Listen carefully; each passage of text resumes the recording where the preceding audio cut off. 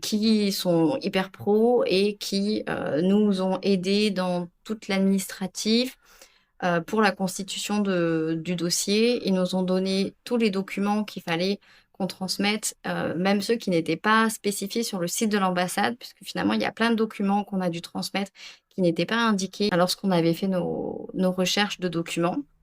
Donc finalement, il y avait des documents qu'on n'avait pas préparés du tout, du style les extraits date de naissance, l'attestation de notre banque. Donc c'est vrai que cet organisme nous a été très très utile.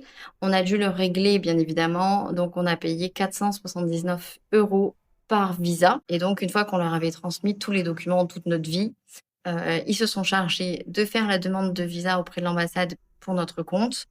Et ils nous tenaient informés dès lors que l'ambassade demandait des documents, en plus, et ils répondaient également à toutes nos questions relatives au délai de traitement puisqu'on a un peu stressé, sur le délai. Moi, par exemple, j'ai reçu mon visa, enfin, seulement 4 jours avant mon départ. Donc, c'était un peu, le moment panique, de notre préparation. Notre demande de visa a pris un peu plus de temps, que ce qui avait été annoncé puisque comme on l'a fait au printemps dernier, il y avait eu plein de changements au niveau de l'ambassade. Donc ils nous ont demandé des documents en plus qui n'étaient pas du tout demandés, quelques mois auparavant, par exemple. Une fois qu'on a eu nos visas, le jour de notre départ, à l'aéroport, on a donné, nos visas. Donc au début, l'hôtesse qui nous a accueillis nous a dit qu'il nous fallait absolument un billet de retour, un ticket de bus, pour sortir du territoire thaïlandais, peu importe. Sauf qu'on n'en avait pas. On lui a bien précisé qu'on avait un visa DTB qui était valable 5 ans avec multiples entrées.